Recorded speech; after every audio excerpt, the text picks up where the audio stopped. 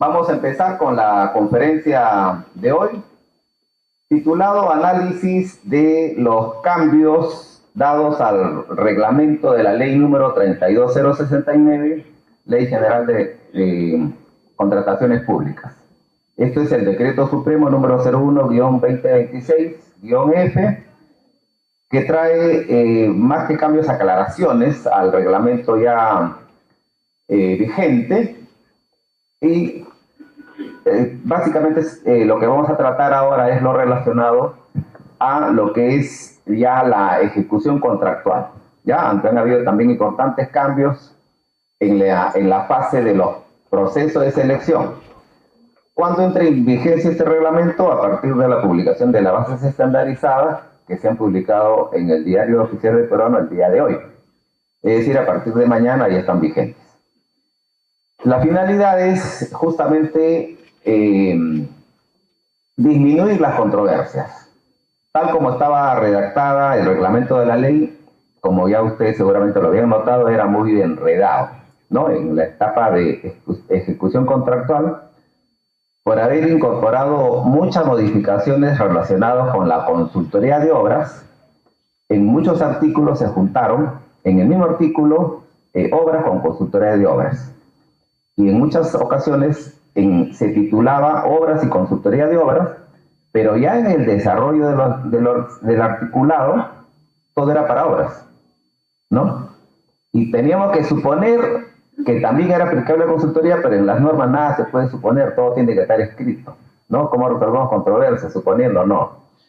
Entonces de eso se trata, ¿no? Y en la etapa de los procesos de selección, que no es materia de la conferencia de hoy, han habido importantes cambios porque con la anterior norma en las bases estandarizadas pedían para los ingenieros 14 certificaciones, que todas eran internacionales, caras además para los ingenieros. Esas todas ya se han eliminado, ¿no? Se está privilegiando como antes la experiencia, más que las capacitaciones en este tipo de certificaciones caras, es la experiencia. Entonces me parece que los cambios son importantes. Bien, para eso hemos invitado al ingeniero Marco Cruzado, ya ustedes lo conocen, es adjudicador, experto en obras públicas, así es que tiene mucho que contarnos. Adelante, Marco.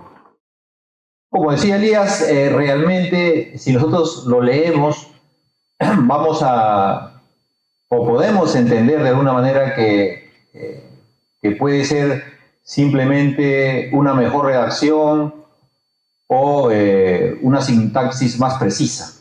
Sin embargo, vamos a ver luego que hay ciertos artículos que tenían contradicción con otros y que traía y que iba a traer o ha traído, bueno, todavía no sé de algunas controversias que pueden existir con esta norma, sin embargo, podría traer como consecuencia controversias, ¿no? Por ejemplo, nosotros sabemos que los plazos que se requieren para el cambio de un profesional, ¿cierto? El contratista tiene que cumplir con un cierto plazo de oportunidad de cambio del profesional y la entidad también tiene un plazo previsto, ¿no?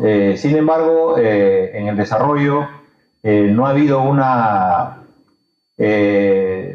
podríamos decir, una coordinación lógica entre todos los artículos y como consecuencia nos podría traer dificultades en su interpretación, y eso ocurre cuando un artículo dice una cosa y en otro artículo dice otra cosa, ¿no? En el tema de la JRD, sí, de la JPRD, hemos visto sí que ha habido cambios sustanciales en lo que corresponde a la selección del centro y a la selección de los adjudicadores, ¿no? En términos generales nos parece correcto lo que se ha hecho ahora y lo vamos a ver luego a continuación.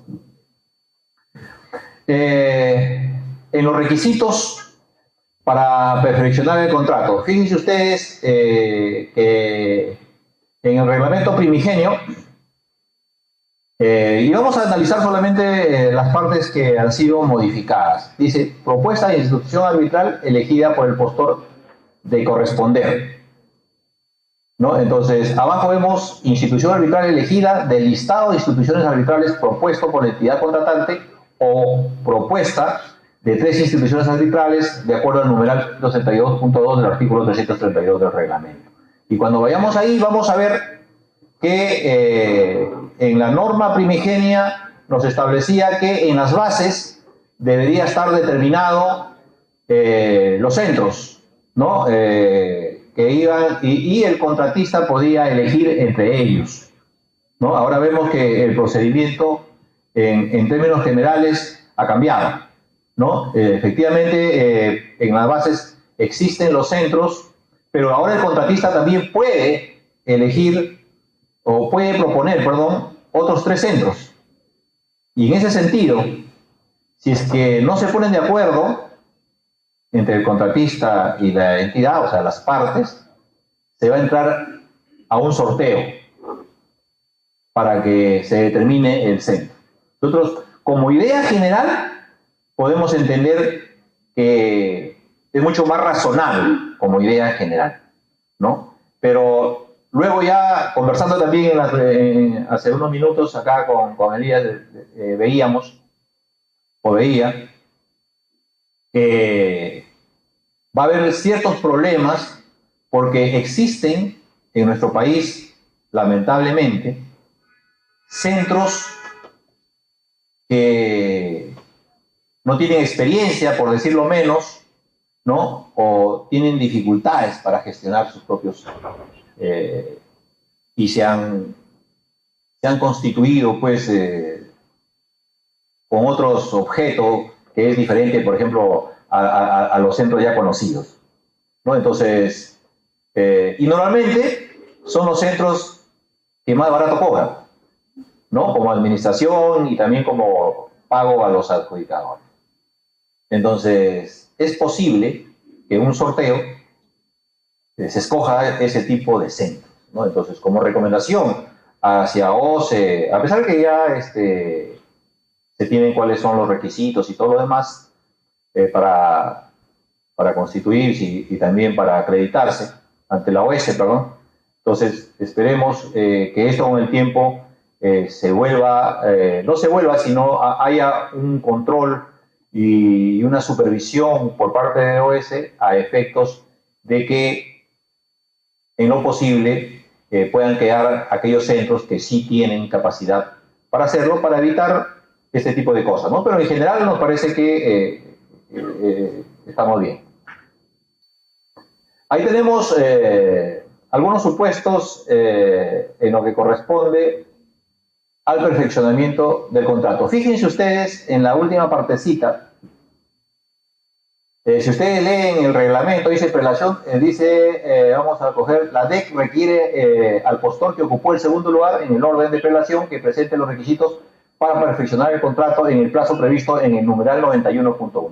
Si ustedes se van al reglamento, al numeral 91.1, se van a ver que no está relacionado con ello, ¿no? Entonces, es por eso que lo han corregido y lo han puesto 90.1, que es el que realmente corresponde, ¿no? Que son los requisitos, ¿no? O sea, que la entidad entregue el expediente técnico de la obra, en caso haya sido modificado en el proceso de selección producto de las consultas y observaciones, ¿no? Que acredite la supervisión, ¿no? Los 5 o 6 requisitos que se tienen para comenzar la ejecución de una obra, por ejemplo, ¿no? Entonces, en el 91.1 tiene otras condiciones y otras características.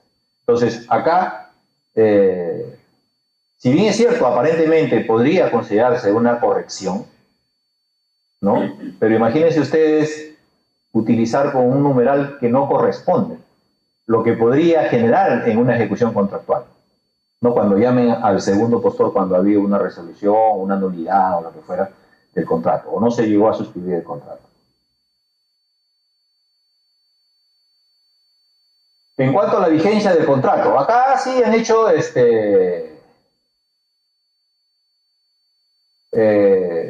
una mejor redacción, ¿no? Dice, el contrato tiene vigencia desde el día siguiente de su suscripción o desde la notificación de la orden de compra o servicio o desde la fecha que se cumplan las condiciones previstas para su inicio, ¿no? ¿dónde están las condiciones previstas para su inicio según sea el caso? ¿No? Entonces, por eso que ya en la nueva redacción solamente se ha quedado con el contrato tiene vigencia desde el día siguiente de su ejecución o de la notificación de la orden de compra o servicio. Porque el supuesto sobre las condiciones previstas para su inicio, si nosotros lo trasladamos a una obra, es, por ejemplo, que la entidad tiene que cumplir con ciertos requisitos, ¿no? para poder dar inicio a la ejecución de la obra. Pero acá estamos hablando de la vigencia del contrato, ¿no? Entonces, lógicamente, la vigencia del contrato tiene sus propias características y normalmente ocurre su efecto de cualquier documento contractual, salvo que haya excepciones, comienza pues al día siguiente, ¿no? Es igual que desde cuándo entra en vigencia esta modificación, ¿cierto? Si ustedes leen la última disposición complementaria o la última disposición final de este artículo que acabamos de leerlo, indica que entraría en vigencia a partir del día siguiente de que se publiquen las bases estándar, ¿no? Que eso ha ocurrido el día de hoy, ¿no? Si han leído el peruano. Entonces, estas modificaciones entrarían en vigencia a partir del día de mañana, ¿no? Entonces, esa precisión sí me parece importante. ¿Por qué? Porque si en alguna parte del contrato o en alguna parte de las bases podría interpretarse que, por ejemplo, si la entidad no acredita la supervisión y no consigna inspectores, ¿podríamos considerar que el contrato no ha entrado en vigencia? Porque son cosas distintas, pero podría interpretarse y generaría controversias innecesarias, ¿no? Porque el contrato como contrato entra en vigencia. Una cosa es la vigencia del contrato y otra cosa es cuándo se inicia el plazo de ejecución. Y ahí ya vamos a ver los procedimientos, podemos diferir el inicio del plazo de ejecución, etcétera, ¿no? Pero el contrato sigue vigente, ¿no? A partir del día siguiente que se suscribe. En cuanto al tipo de garantías, si ustedes ven acá, dice, bueno, inicio el plazo de ejecución contractual en obras bajo el sistema de entrega de solo construcción, diseño y construcción en consultoría. El artículo, así como estaba diseñado, dice retención de pago conforme lo señalado en los artículos 114, 115 y 116 y los numerales 61.4 y 61.5 del artículo 61 de la ley. Cuando yo lo puedo leer, existe también artículos 114, 115 y 116 de la ley, ¿o no? Podría yo interpretarlo que todos esos artículos mencionados, aunque el orden está medio raro, podría decir que es de la ley, porque no me está diciendo, ¿no es cierto? Y tales artículos de la ley, ¿no? Entonces, como consecuencia, ahora lo han precisado. Y han puesto del reglamento. Han hecho la aclaración correspondiente que nos parece válida, no ha cambiado nada, simplemente lo han precisado para que no vaya malas interpretaciones y nos vayamos a revisar todos los artículos de la ley cuando realmente no corresponde. Es el reglamento y la ley. Y fíjense ustedes que en cuanto a la garantía de adelantos, la entidad contratante solo puede entregar los adelantos contemplados. Acá decía 137 y 179 solamente. Y acá, ¿por qué agregaron el 178? Porque justamente el 178, que está abajo, regula los adelantos en obras y consultoría de obras. Porque si ustedes ven, el artículo de adelantos es un artículo general, ¿no? Que da para servicios, para bienes y para todo lo demás. Un artículo general. Sin embargo, dentro de lo general también está obras. Entonces, si yo solamente me regulo por el artículo 137 y 179, como estaba la norma, ¿cómo regulo yo si ya existe un artículo 178 que regula el procedimiento para los adelantos de obras y consultoría de obras. Entonces, nos parece bien que aparentemente el legislador o el que hizo el reglamento, perdón, por el apuro, no había considerado el artículo 178, que para nosotros que gestionamos esto es importante. En lo que corresponde a la resolución del contrato, miren ustedes, que acá dice, la parte perjudicada requiere a la otra parte que ejecute la prestación, mantenga incumplimiento bajo procedimiento de resolver el contrato. El plazo para el cumplimiento de la prestación debe ser razonable y no debe ser menor de 10% del plazo del contrato. ¿Cierto? Entonces, nosotros podríamos interpretar que es el plazo del contrato primigenio. Podríamos nosotros interpretar que es el plazo vigente en el momento que ocurre el hecho. O sea, cuando hay más de una interpretación, entonces la norma ya entra en problemas, ¿no? Porque podemos usarla indiscriminadamente.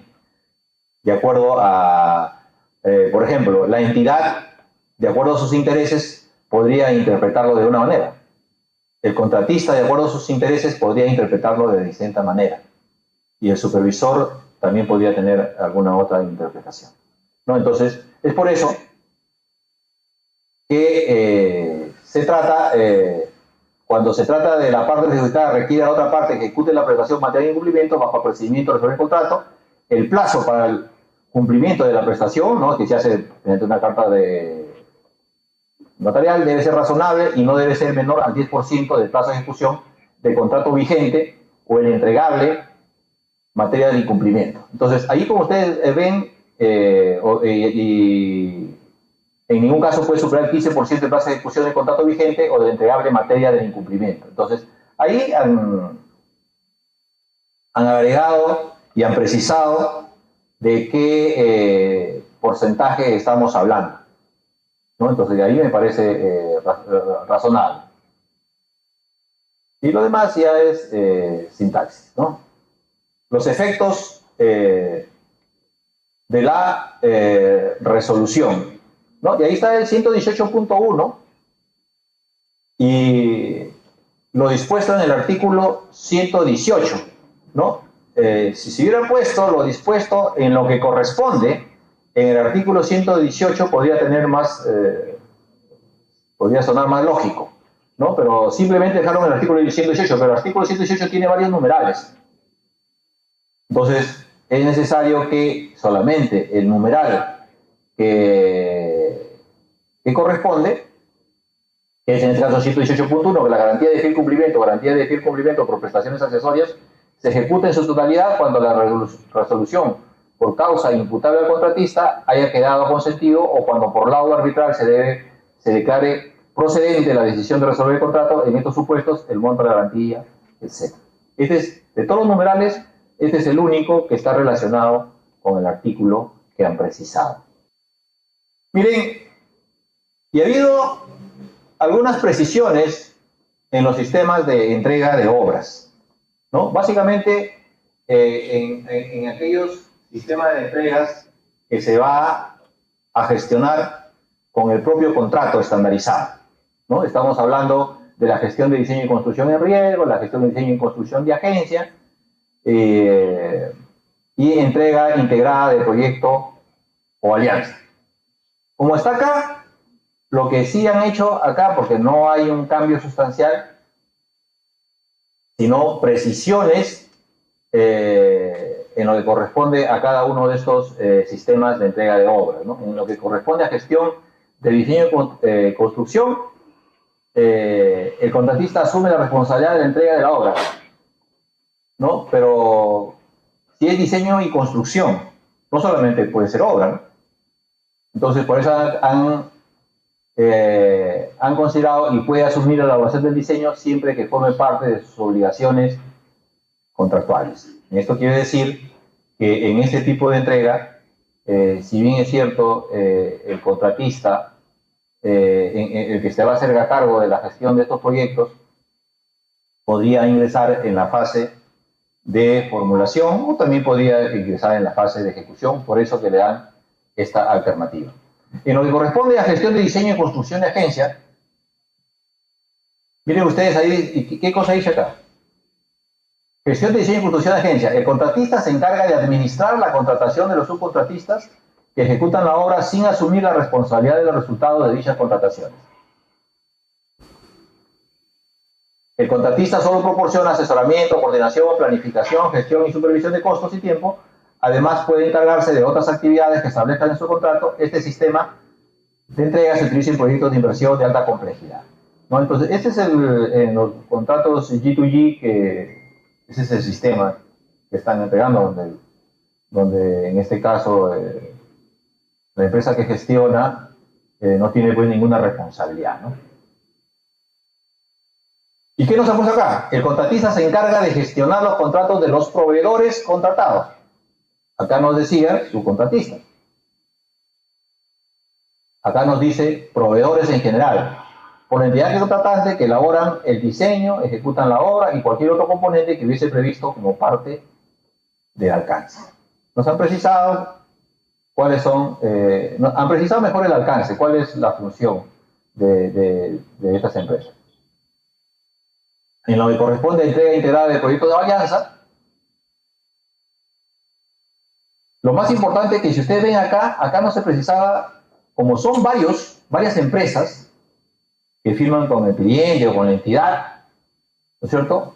Acá no precisaba, miren, entrega integral del proyecto de alianza. La entidad contratante y uno o varios comparten los riesgos del proyecto. Acá nos están diciendo que la entidad contratante y uno o varios contratistas suscriben un solo contrato, ¿no? Lo precisan. Entonces, a nosotros nos parece que sí, eso, la última parte sí es importante, ¿no? A pesar que, digamos que en la primera lo podía haber dicho, pero tendría que interpretarse, ¿no? Acá ya está textualmente que es un solo contrato. En lo que corresponde a modalidad de pago en ejecución para obras y consultoría de obras, miren lo que dice: para la supervisión de la elaboración del expediente técnico y la ejecución de obras, se utiliza la modalidad de pago por tarifas o esquema mixto. Para la supervisión de la elaboración de expedientes técnicos y la supervisión de la ejecución de una obra, se utiliza modalidad de pago o tarifas o esquema mixto, ¿no? Entonces, lógicamente, hay una mejor precisión, pero no ha habido un cambio sustancial. Y acá yo estaba pensando, ¿cuál es la razón de haber agregado el último parrafito? Porque ustedes miren, terminamos, cuando un contratista elabore los expedientes técnicos son aplicables cuando un contratista elabore el expediente técnico, son aplicables los plazos para la conformidad de los entregables de consultoría previstos en los numerales 144.3 al 144.7 del artículo 144, donde está regulado. Acá abajo dice lo mismo, pero han agregado los mismos plazos son aplicables para la ejecución contractual del componente de formulación. Entonces, ¿qué? Yo pensaba, pero ya con lo primero es suficiente, ¿no? Ahí nos está diciendo que cuando un contratista elabore un expediente técnico son aplicables los plazos de conformidad de los entregables de la consultoría. ¿Y por qué? Yo me he puesto a pensar y digo, ¿pero por qué lo agregaron? Los mismos plazos son aplicables para la ejecución contractual del componente de formulación. ¿No será que lo agregaron cuando no necesariamente lo formula un contratista, sino, por ejemplo, un consultor, y se regula bajo este mismo procedimiento? ¿Cierto? Entonces, si bien es cierto, todavía no está claro, porque yo esta partecita sí no lo he entendido, pero esa es la interpretación que yo le he podido dar para determinar el raciocinio que tuvo el que propuso esta modificación. Ahora, en el inicio del plazo de ejecución contractual en obras bajo los sistemas de entrega de solo construcción, de diseño y construcción y en consultoría de obras, este es el artículo primigenio. ¿Qué cosa nos dice acá? ¿Y qué cosa han aumentado? La entidad contratante es responsable de iniciar las gestiones para dar cumplimiento a la entrega de los documentos señalados en los numerales 176.1. Acá solamente decía 176, 176.1, el cual no debe superar los 20 días desde la suscripción del contrato. Sabemos que antes era 15 días en la 3225 y ahora son 20 días, ¿cierto? Pero si ustedes se van al reglamento,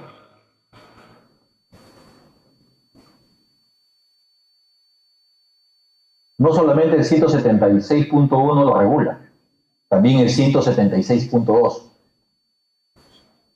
¿No? Y es por eso que dice, lo cual no debe superar los 22 días, ¿no? Y acá no nos dice 20 días. Entonces, y ahora digo, ¿por qué tiene que ser 22 días? Si ustedes van a los plazos que se tiene previos al inicio del plazo de ejecución, van a ver que suma 22 días. ¿Pueden, de alguna manera, optimizarlo y hacerlo en 20 días? Sí, pero no puede superar los plazos que tiene previsto como máximo la normativa, ¿no? Entonces, luego ya ha precisado que se realiza la entrega total o parcial del terreno según corresponda y se cumple con los requisitos establecidos en la normativa. En el 176.5, miren ustedes, en el caso de la obra bajo el sistema de entrega de diseño y construcción, la entidad contratante durante la elaboración del diseño pone el terreno a disposición total o parcial del contratista, permitiendo la realización de inspecciones y estudios en un plazo máximo de 20 días computados. Desde el día siguiente de la aprobación del expediente técnico se inicia la ejecución del componente obra, para lo cual la entidad contratante cumple con la notificación, etcétera, ¿no? Cosa que no estaba previsto acá. Entonces, interesante. La entrega del adelanto directo. Miren ustedes la diferencia. En la primera norma decía que para esta reducción, en el caso de cartas fianzas o contrato de seguro, el contratista solicita su devolución previa presentación de un mecanismo de garantía equivalente al 5% del monto vigente de la obra. En caso de fideicomiso, la entidad autoriza la disminución del 5% del monto del fideicomiso al contratista. Esta reducción no es aplicable en caso se haya optado por la retención como mecanismo de garantía. O sea, si yo había optado por retención como contratista, no tenía opción de devolución. Ahora sí me parece un cambio muy razonable, porque nosotros nos preguntamos, ¿por qué el contratista sí podría tener la devolución en caso, por ejemplo, presente una garantía bancaria o una garantía de ese tipo, o de seguro? ¿Por qué? ¿Y por qué el contratista no tenía derecho cuando se le había retenido? ¿Acaso el dinero en efectivo que le han retenido al contratista, porque es en efectivo, es su valorización, ¿no?, que le han retenido, se le impedía que se le devuelva? ¿Por qué? ¿Cuál era la razón? Ninguna, ¿no es cierto? Porque los dos son garantía, ¿o no? Una cosa que es garantía líquida, mediante sus valorizaciones ha sido retenida, es una garantía líquida. Lo otro es una garantía bancaria. ¿Y por qué no se lo devolvía? Y ahora ya han considerado que se devuelve también el 5%. En cuanto a la supervisión de obra bajo sistema de entrega de solo construcción y diseño de construcción, dice, el equipo de inspectores está conformado por profesionales de la entidad contratante expresamente asignados por esta y cuenta con un jefe de inspectores. Usted decía que podía ser un inspector o un equipo o un grupo de inspectores, ¿no? Pero la pregunta era, estos inspectores, si bien sabemos que tiene que haber un jefe, porque es el que va a escribir en el cuaderno de incidencias, sin embargo, podría determinarse que no hay jefe y que cada especialista o cada inspector del parte del equipo podría actuar en forma independiente y autónoma, ¿no? Por eso que han puesto que un jefe de inspección, porque justamente ese jefe es el que va a anotar en el cuaderno de incidencia, pero no hay otro, ¿no? Es equivalente al jefe de supervisión o al supervisor, donde siempre obviamente las obras importantes y también ahora en obras pequeñas la supervisión es más de un profesional, ¿no? Pero siempre cuentan lógicamente con jefe, ¿no? Entonces, de supervisión. Entonces, han agregado esa parte que nos parece importante. No solo puede mantenerse la participación, es de lo mismo, y en el 186.5 que se derive de la liquidación del contrato de obra sin responsabilidad para las partes. O sea, si el supervisor, ¿no? Producto que existe una controversia, ¿no? Puedes resolver contratos si existe una controversia que se derive de la liquidación del contrato de obra. O sea, se entiende, ¿no? Que se puede resolver el contratista. El contratista supervisor puede resolverlo. Y eso está previsto en la norma. Pero abajo han puesto sin responsabilidad para las partes. O sea, en otras palabras, han precisado que el supervisor puede resolver el contrato, pero no tiene derecho a algún costo o a un sobrecosto que haya incurrido, ¿no? Entonces, importante tener en cuenta. O viceversa, la entidad tampoco no podría tomar acciones respecto a esa resolución de contrato, a pesar que lo decía, pero lo han aclarado. Bien, el 187.2, la supervisión de formulación o elaboración de expediente técnico es responsable de revisar el plan de trabajo presentado por el contratista. Fíjense que muchos nos preguntábamos al inicio cuando leímos por primera vez el reglamento, decíamos, oiga, pero ¿dónde está la programación? ¿Dónde está el calendario de obra? ¿Dónde están los calendarios de utilización de equipos? ¿Dónde está el calendario de insumos?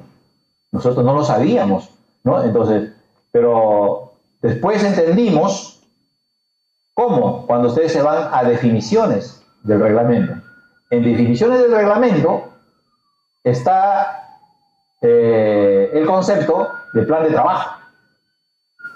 Y ahí están todos esos documentos, ¿no? Entonces, pero somos, de todos los que estamos acá, hemos leído todas las definiciones del reglamento, un poco difícil, ¿no? Porque no es parte en sí del reglamento.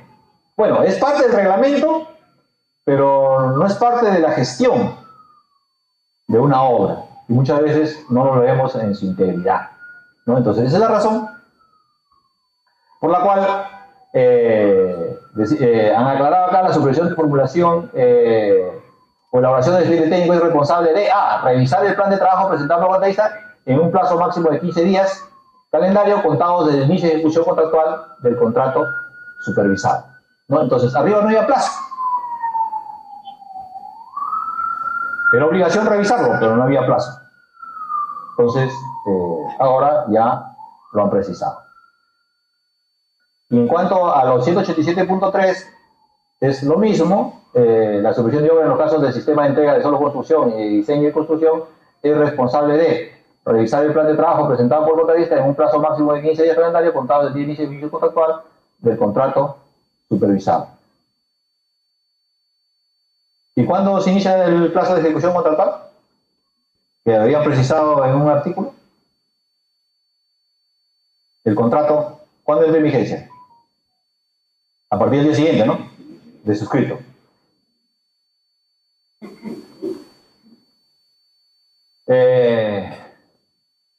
En lo que corresponde al cuaderno de incidencias. Si ustedes ven, dice arriba, el cuaderno de incidencias forma parte del Pladicov y es un medio digital a través del cual se registran a través de anotaciones los principales hechos que ocurren durante la ejecución de la obra, la aprobación de trabajos o partidas a realizarse, las consultas y sus supuestas respuestas, entre otros. La anotación del cuaderno de incidencias se usan como sustento para las modificaciones contractuales según corresponda. Abajo ya lo han precisado. El cuaderno de incidencias forma parte del Pladicov y es un medio digital a través del cual se registran a través de sus anotaciones los principales hechos que ocurran durante la ejecución de la obra y o elaboración del expediente técnico.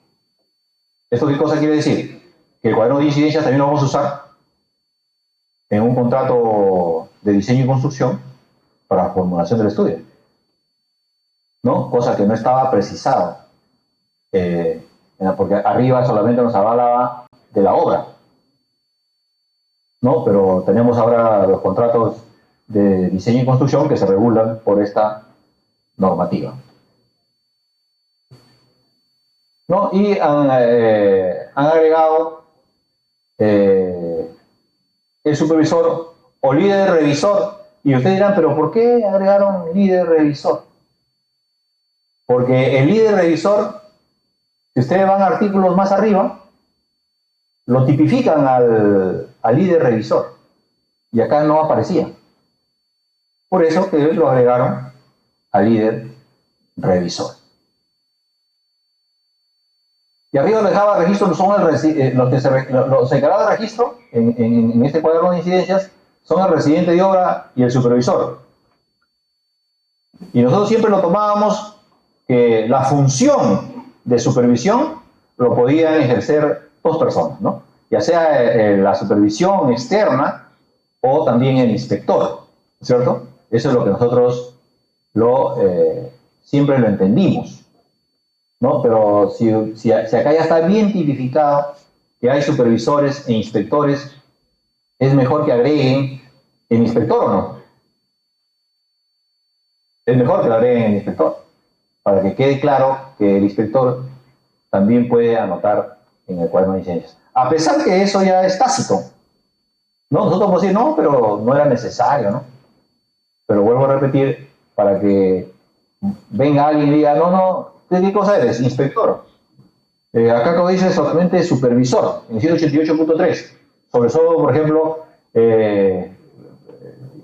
profesionales muchas veces sin experiencia, ¿no? Y exagerando, por ejemplo, un órgano de control, que va a decir, oye, acá anotado cuando yo era un inspector, no lo anotaba un supervisor, como dice ¿no? Entonces podría entrar que lógicamente que si llega esa observación, no va a tener mucho asidero, ¿no? Pero para evitar las confusiones, lo han agregado. Miren, la sustitución de integrante del plantel técnico de obra, ese también acá es un tema interesante, ¿no? Dice, miren, si nosotros leemos, como estaba, la sustitución permanente del personal clave del personal técnico debe solicitarse a la entidad contratante 10 días hábiles antes de la fecha de que operaría la sustitución. En caso, o sea, estamos hablando de la entidad, no se pronuncie en dicho plazo, se considerará autorizada la sustitución. Cuando dice dicho plazo, a nosotros, ¿qué se nos ocurre? ¿De qué plazo estamos hablando? De los 10 días, ¿no? Porque el artículo dice 10 días. Sin embargo, si ustedes se van al 189.5, dice que el plazo que tiene la entidad son 5 días. Entonces, ahí va a generar serias controversias, ¿no? Entonces, porque el contratista podría utilizar el 189.5 y decir, al quinto día no me lo autorizaste el cambio, para mí ya al sexto día está autorizado el cambio, está aprobado. Y la entidad te dice no, porque en el 189.5 dice que tú tienes 5 días. No, pues, pero acá me dice que tengo dicho plazo, ¿no? Entonces se generarían controversias innecesarias, ¿no? Entonces ahora ya lo han puesto el 198.5. Lo siguiente ya es una precisión, ¿no? Si se produce una sustitución de mismo integral del plantel técnico por segunda vez, y acá lo han puesto a partir de la segunda vez. Es lo mismo, ¿no? Pero entiendo yo que los expertos en redacción pueden entender que se entendería mejor a partir de la segunda vez, lugar por segunda vez. Pero mejor a partir de segunda vez, ¿no? Por lo menos, de lo que entiendo. Consulta sobre incidencias en obra bajo el sistema de entrega de suelo, construcción y diseño y construcción. Dice, el contratista puede formular consultas dirigidas al supervisor mediante anotaciones en el cuaderno de incidencias de obra. El supervisor puede responder directamente a la consulta formulada si esta no conlleva una modificación del expediente técnico. El contratista puede formular consultas dirigidas al supervisor mediante anotaciones con incidencias. El supervisor puede responder directamente a la consulta formulada si esta no conlleva una... Acá seguramente me he equivocado, he copiado lo mismo, ¿no? Sí, ¿no? Acá dice si esta no conlleva, es lo mismo, ¿no? Una modificación. Hay una diferencia. Arriba dice cuaderno de incidencias en obras y abajo dice... Cuaderno de incidencias.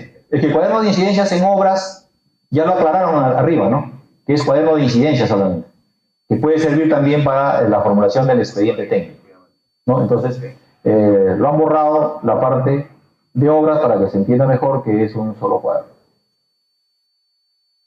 En lo que corresponde al artículo 191, modificación contractuales de obra bajo sistemas de entrega de solo construcción y diseño y construcción por intensificación del programa, ¿no? Para entender qué cosa es la intensificación del programa, que es un nuevo concepto que nosotros no lo manejábamos en la 3225, pero sí ya en los contratos estandarizados, ¿no? Entonces, por decir, y yo deseo que como entidad, que por alguna razón, por ejemplo, a ver, un ejemplo real, las clases de los niños de un colegio que está en construcción empieza en el mes de marzo del año 2026. ¿Cierto? Yo necesito que ese colegio esté listo para esa fecha. Pero el plazo de ejecución termina en mayo. Entonces, van a llegar a un acuerdo para que se termine, lógicamente, en marzo. Pero eso tiene efectos, ¿no? Tiene efectos económicos. Por ejemplo, la empresa contratista tiene que trabajar en 2 turnos. Por poner un ejemplo nada más. Pero el turno de noche cuesta más caro, ¿no? Hay que pagarle otra tarifa a los trabajadores, hay que poner luminarias, o sea, ese es otro costo, ¿no? Que lo puede acabar de repente en marzo, si es que es posible, si es que llegan a ese acuerdo. Mira, arriba dice, las partes acuerdan. Cuando dice las partes acuerdan, podría ser un acta, ¿no? Un acta de acuerdo. Pero esta acta de acuerdos traía como consecuencia modificaciones contractuales, como es retrotraer el plazo y también económico. Y sobre todo el tema económico, cómo la entidad garantizaría que tiene los recursos para pagarlos. Acuérdense ustedes, con prestaciones adicionales, uno de los documentos que tiene que tener la entidad para poder aprobar es tener la certificación presupuestal, o sea, que tiene la plata, ¿no? Y esa es la deficiencia que tienen los mayores mercados, ¿no? Que la entidad, una vez que le llega la valorización, recién va a buscar la certificación presupuestal, pero el mayor mercado ya está ejecutado. Y es por eso que muchas entidades tienen serias dificultades para pagar los mayores mercados, ¿no? Entonces, es por eso que acá ya lo han precisado, las partes acuerdan la intensificación del programa de ejecución. ¿A través de qué? De una adenda. Es una adenda porque tiene modificaciones al contrato. Entonces, se tiene el principio que suscribir una adenda, ya no arriba solamente un acuerdo. Lo cual contempla la disminución del plazo y la variación en el monto contractual. La entidad contratante evalúa la necesidad de modificar los contratos vinculados, y antes decía los contratos accesorios. ¿Cuáles son los contratos accesorios? ¿No? Entonces, son contratos, la supervisión es un contrato vinculado, ¿no? Entonces, como consecuencia, han aclarado esa parte, pero la última partecita es la más interesante. Para la modificación del monto contractual, se requiere la autorización previa de la Autoridad de Gestión Administrativa y la certificación o previsión de crédito presupuestario, según corresponde. Lógicamente, la certificación es del ejercicio presupuestal vigente, por ejemplo, el año 2026, y el crédito presupuestario o la previsión es el siguiente ejercicio presupuestario, ¿no? Entonces, primero tiene que garantizar que haya los recursos, Porque si no, ¿cómo se va el ISA al contratista? Hazlo, y si después no le va a poder pagar. ¿No? Entonces, interesante. Y acá han hecho algunas precisiones en lo que corresponde las prestaciones adicionales para consultoría de obras.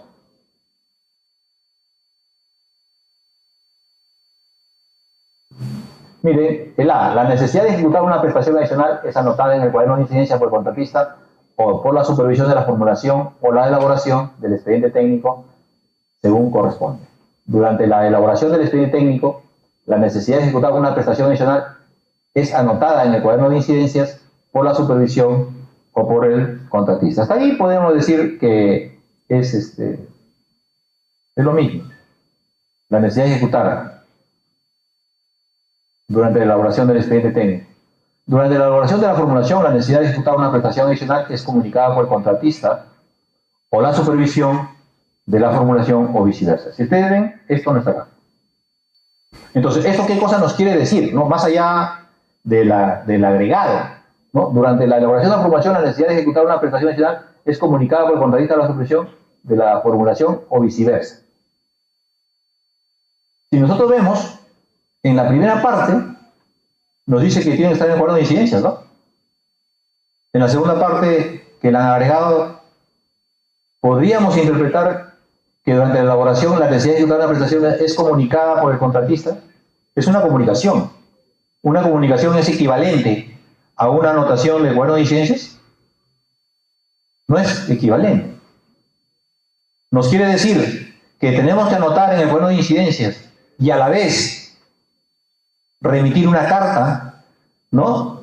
Del contratista o del supervisor, ¿no? Indicando la prestación adicional. ¿O es suficiente cualquiera de ellas? ¿Cierto? Entonces yo creo que tenemos que cumplir el A, tenemos que cumplir, ¿no? Tenemos que cumplir el B también. Tenemos que cumplir, pues, porque eso es lo que está diciendo la norma. Bueno, la razón por la cual lo hayan incluido, yo estaba pensando, al día de ayer decía, pero si ya no tengo el cuaderno de incidencias, ¿qué necesidad tengo ya de mandarle una carta? ¿No? Si en el cuaderno de incidencias, puede decir, no, pero de repente es un informe especial, ¿no? De explicar mucho mejor que lo que corresponde pues, a una anotación de cuaderno de incidencias. Pero podría haber dicho que en realidad se podía adjuntar un informe, que también ahora lo podemos adjuntar en el cuaderno de incidencias, ¿no? Ya no es necesario comunicar. Pero está así, entonces yo dije, bueno, lo que yo recomendaría es cumplir ambos conceptos, pero también yo podría interpretar que bajo cualquiera de estas dos condiciones podría yo comunicar una prestación adicional por consultoría de obras. Lo demás es sintaxis y han agregado el último. No corresponde suscribir una adenda al contrato para la aprobación de prestaciones adicionales. Eso estaba ya previsto en obras, ¿no? En lo que corresponde en una obra, de una prestación adicional, no es necesario suscribir una adenda, ¿no es cierto? Y ahora lo han incluido también para consultoría de obras, entendiendo ahora, y lo han incluido tal cual obras, que las notificaciones se hacen ahora por intermedio del Pladicop, ¿no? Ya no es necesario notificar, ¿no? Como por correo electrónico o físicamente. Prestaciones adicionales de obra bajo el sistema de entrega de solo construcción. Miren lo que nos dice arriba. No corresponde suscribir una adenda al contrato para la aprobación de una adicional, bastando con su publicación en la Pladicop para que surta efectos. Lógicamente que la palabra correcta es prestación adicional. Ahí lo han aclarado y ha puesto prestación adicional. Se encuentra prohibida la aprobación de prestaciones adicionales en vías de regularización. Eso lo sabemos, ¿no? Pero la prestación adicional tiene que tener su autorización previa, ¿no?, a su ejecución y pago.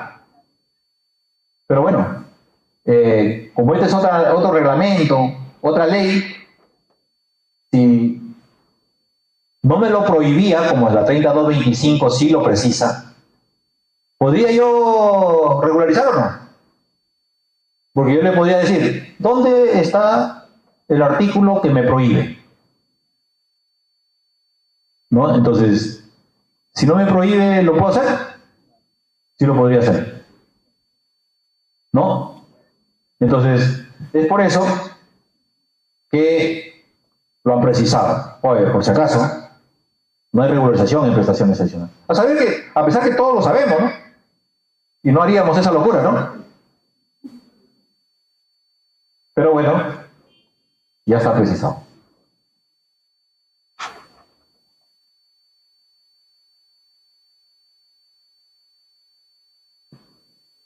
Ampliación de plazo contractual en obras y consultoría de obras. En el caso de obras, el contratista puede solicitar la ampliación del plazo pactado por cualquiera de los siguientes causales siempre que modifiquen la ruta crítica del programa de ejecución vigente al momento de la solicitud. Y arriba solamente habían precisado que esto va a ocurrir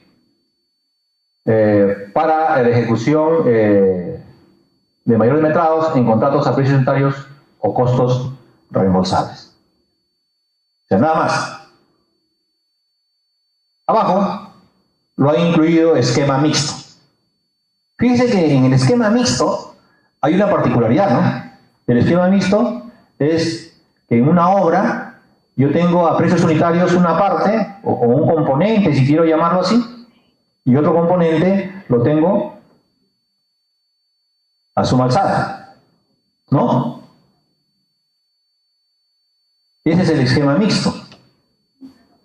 Y acá me dicen que el mayor metrado también juega, o también se debe usar la palabra correcta en esquema mixto. Eso quiere decir que el componente de suma alzada ¿podría considerarlo mayor metrados? Acá me dice que sí. Lo ha hecho acá un deslinde, ¿no?, en esquemas mixtos, en el componente a precios unitarios. Y eso va a generar controversias. Nosotros sabemos que no debería ser así, ¿no?, que en el esquema mixto yo podría presentar mayores metrados en el componente a precios unitarios. Pero así como está redactado, me está incluyendo todo el contrato, ¿no? Entonces, de repente ya en una opinión más adelante van a tener que aclarar ese aspecto. O de repente el espíritu del formulador de la norma fue ese, ¿no?, que hacer una excepción y decir que para este tipo de contratos mixtos sí existen mayores metrados sin hacer distinción en el componente de precios unitarios y en el componente de suma alzada. No hago distinción. Así hay excepciones. Como el mayor metrado. El mayor metrado es una excepción de las prestaciones adicionales. Es una excepción. Y el legislador así lo ha considerado, bajo ciertos criterios. Entonces, de repente, ese es el espíritu, no lo sabemos, ¿no?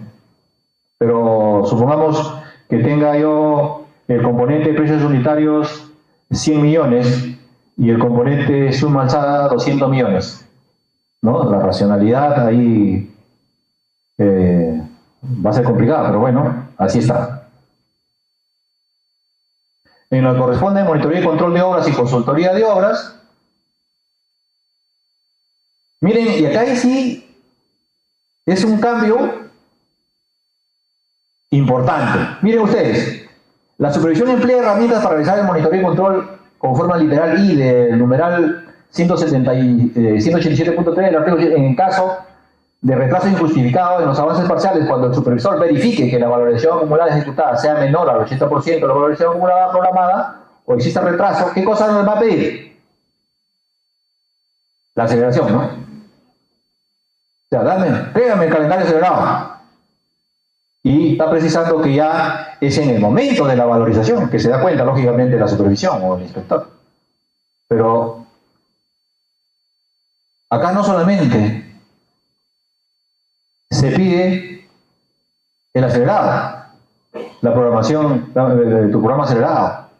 No solamente pide eso, sino que aparte también tienes que entregarme un nuevo calendario de avance de obra valorizado, acelerado. Aparte del programa acelerado, acá sabes tu programa acelerado, me vas a entregar ahora tu calendario. Entonces nosotros nos preguntamos, ¿cuál es el efecto de pedir el calendario acelerado? Hasta ahora nosotros pedíamos, ¿no es cierto?, pedíamos el calendario acelerado, no la programación. Ahora estamos acá, solamente si ya se estaba pidiendo la programación, que era más racional, ¿no? Pero acá pedimos ambos. ¿Cuál es el efecto de que yo pida ambos? Yo me preguntaba, ¿pero por qué está pidiendo? Si con el calendario acelerado basta para que el contratista me pueda demostrar que va a acabar la obra en el plazo que le queda. ¿No es cierto? Ese es el objeto, ¿no? De asegurar que el contratista termine la obra en el plazo previsto.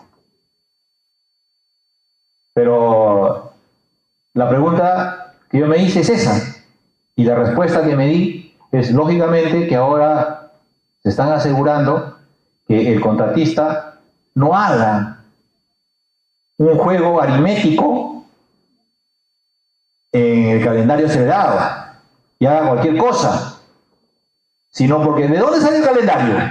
De la programación. No hay otra manera de hacer un calendario. Entonces ahora, de alguna manera se está garantizando que la programación, o el calendario, perdón, ahora es solicitado o acelerado, sea concordante con la programación. O sea, voy a poner más cuadrillas para que yo tenga, por ejemplo, yo tenía 100 unidades de lo que sea en el metrado pendiente de ejecutar de una partida. ¿No? Entonces yo me iba y le ponía, si para que acabe el plazo necesitaba 200 mensuales, le ponía 200, ¿no? Pero, ¿y eso se condice con la programación? ¿Podré yo tener las cuadrillas suficientes? ¿Tendré los frentes suficientes para implementar las cuadrillas? Y para que ese calendario acelerado sea real, ¿o es solamente para cumplimiento? Cumplo y miento. ¿No es cierto? O sea, solamente para salir del paso.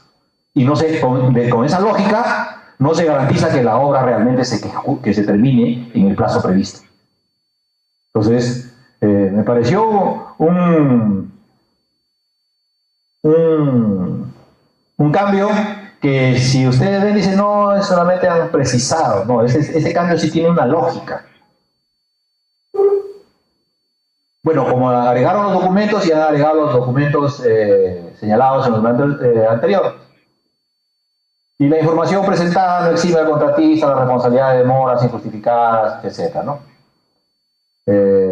Ya sabemos que el nuevo programa de ejecución acelerado solo se toma en cuenta para el control de avances físicos reprogramados de la obra y no para el análisis de afectación de la ruta crítica con fines de trámite y ampliación de plazo, para cuyo caso se considera el programa de ejecución de obra vigente. Han precisado el 207.4. Valorización de la supervisión de la obra. Acá sí lo han cambiado el concepto en lo que corresponde a valorización de la supervisión de obra. Miren lo que decía en el primigenio, en el reglamento primigenio decía: en el caso de consultoría de obra para supervisión de obra previo al pago de su valorización, la entidad verifica que haya presentado su informe respecto de la valorización de la obra. O sea, como condición para que la supervisión formule su valorización, debería haber presentado su informe. ¿No? Entonces, abajo ya que han puesto, las valorizaciones se realizan mensualmente. Han precisado tal cual dicen obra, ¿no? Y son consideradas pagos a cuenta. Las bases podrían establecer otra periodicidad, ¿no? distintas a lo que corresponde a las valorizaciones, en cuyo caso contemplan el procedimiento correspondiente para su pago.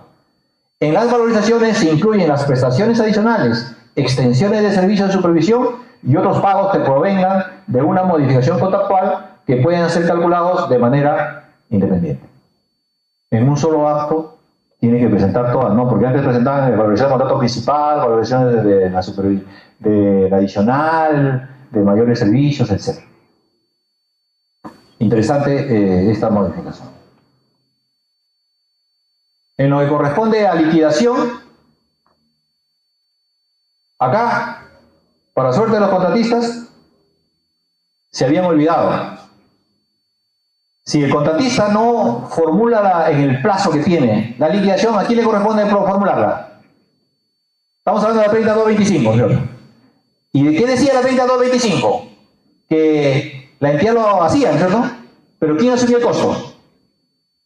El contratista, ¿no? O sea, por decir, la entidad contrataba a un consultor para que formule la liquidación, el costo de ese consultor se le incluía en la liquidación, ¿no? Pero acá no decía nada, pues, ¿no? El contratista presenta la liquidación debidamente sustentada con los cálculos y adjuntando la documentación correspondiente en el plazo indicado tal, contados desde el día siguiente, otorgada la conformidad de la última prestación, la recepción de la obra, o desde que la JRD emite la última opinión vinculante sobre controversias generadas hasta la recepción de la obra.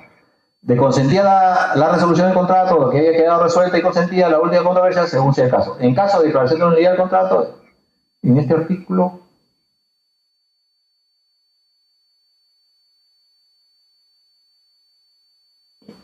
la última decisión. Acá decía la última opinión. Opinión vinculante. ¿La JRD da opiniones vinculantes? ¿O la JPRD? No, entonces aquí ha sido un tema de redacción. ¿No? Entonces ahí iba a generar controversia. La última opinión vinculante. ¿Cuál es la última opinión vinculante? No hay la última. No, entonces, y acá ya lo habían precisado. Decisión. ¿Qué es lo correcto? Ahí había un lapsus y ya lo han corregido. No creo que haya mayor problema. En el 215.2, de no hacerlo al día siguiente de vencer el plazo indicado, inicia el plazo de la entidad contratante para presentar la liquidación. Cuando concluye el plazo de cada una de las partes sin que ninguna haya presentado liquidación, cualquiera de ellas puede presentarla sujetándose a los plazos indicados en el numeral 215.6. No decía quién corre. Bueno, acá lo han aclarado. De no ser al día siguiente de vencer el plazo indicado, inicia el plazo de la entidad contratante para presentar la liquidación. Los gastos incurridos en la elaboración de la liquidación son de cargo del contratista. Ya lo precisaron. ¿No? Entonces duró poco la alegría. ¿No? Y acá sí han precisado, en lugar de poner el contrato de obra, si el contrato de supervisor incluye la apreciación o liquidación de la obra, y acá han puesto el contrato supervisado. Sí, porque el supervisor, pues, supervisa, ¿no? Y la Junta de Resolución de Disputas, o de Junta de Prevención y Resolución de Disputas, sí ha habido cambio sustancial en lo que corresponde a la selección.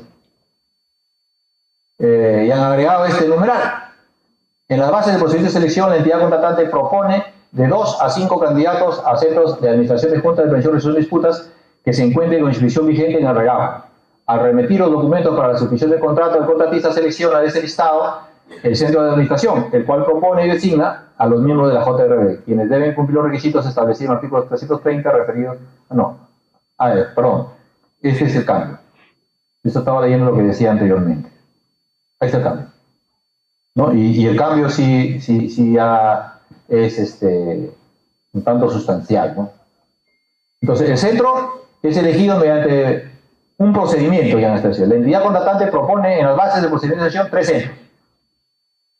Al remitir los documentos para la suscripción del contrato, el postor ganador de la buena pro comunica al centro de administración el centro que va a administrar el contrato, elegido del listado propuesto por la entidad.